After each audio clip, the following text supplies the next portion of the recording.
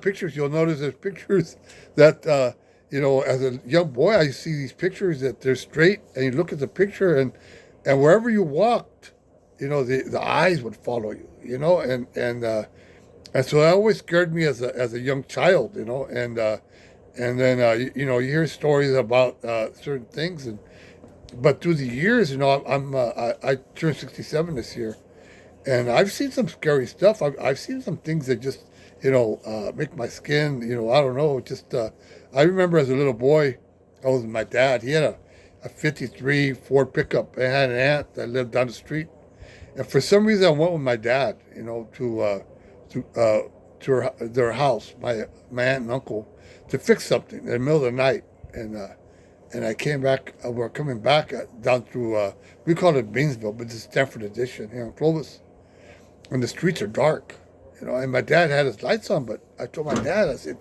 "Papi," I said, there's a, don't you see that woman running in front of the truck? And the guy, he goes, "It's not local," No, Dad, look. And there was a woman. I swear to you, it was a woman running in front of the truck, like in a black dress. And my dad was perhaps driving about maybe, I don't know, 20, 25 miles an hour. But I could have swore I saw this dress. So, anyways, this house was only a couple blocks from our house, and we got back to the house, and when my sister goes, "Hey," she goes, "I just saw somebody running to a black in a black dress down the alley." And I thought to myself, "Wow, what a coincidence." And so we through the years, we see these scary things, and you hear noises, you hear the noises of spoons and forks, and you go to the kitchen and there's nobody there. And so we all of us have some kind of story, or superstitions. I remember my grandmother, one of my grandmothers was saying, "¿Sabes qué?" She goes, "Si oyes, no es bueno oír gente que están clavando en la noche."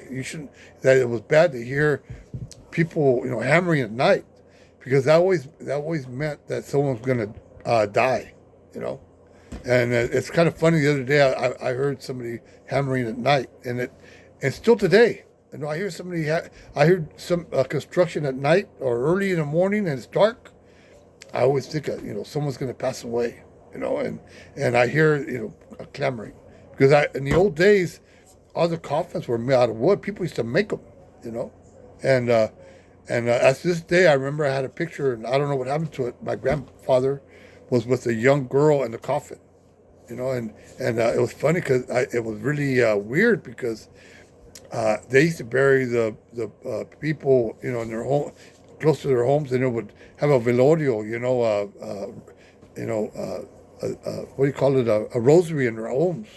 And I remember my that little girl had like a paño, handkerchief around their head, to keep their mouth closed, when they pass away, and but through the years, we hear all these stories. I've had some scary moments in my life. I remember I had a friend that lived down the street, and I was walking through the alley, and I don't know what it was. I sensed something. I sensed a presence, and all of a sudden I smelled a perfume, and I thought to myself, why would I be smelling perfume around here, And I looked, and I just got the chills, I just got the chills, and I ran I walked into my house.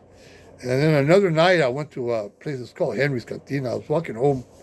It was probably 12 o'clock at night. I'd had a few beers. But it's funny, right about 4 or 5 houses. It was like 12 o'clock at night, maybe, or 1. I don't know. And anyways, I was walking down the street, down the sidewalk, and believe it or not, I bumped into a woman, and she had a nightgown on. I swear, I'm telling you the truth. And I told other people and said, Steve, you're full of it. I said, no, it's happened, And so, I guess all of us have some kind of story to tell, and then I was in Michoacan a few months ago, and I don't know why my mother-in-law would say, ¿Sabes qué? He goes, por aquí, donde está el canal. She lived in a town called Cotija, and there was a little town, a little ranch called San Pablo. Anyways, she goes, por ahí pasa la Llorona. I lo oí oído la Llorona en la noche.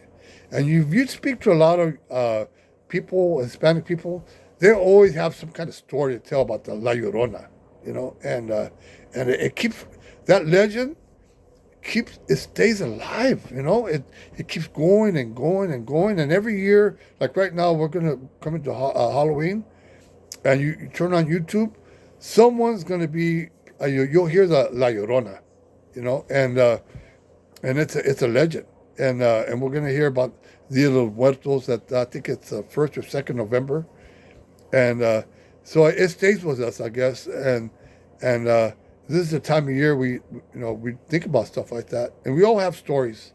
Everyone has a story, and especially among the Mexican community, Latino community, they all have stories to tell, and so anyways, I was thinking about that this morning, and there was an article in the Fresno Bee about the haunted house. There was a old house here. It was a home for the elderly, saying that it was haunted. And again, all of us have some kind of story to tell, I guess, especially Hispanics. Mexicanos, they have a story to tell about that. But I thought I'd share the little story with you and what I'm thinking about today. And if you have a comment, please, help me out. I'm help me out by making a comment and give me a thumbs up. I appreciate it. Hey, thank you. Have a good day.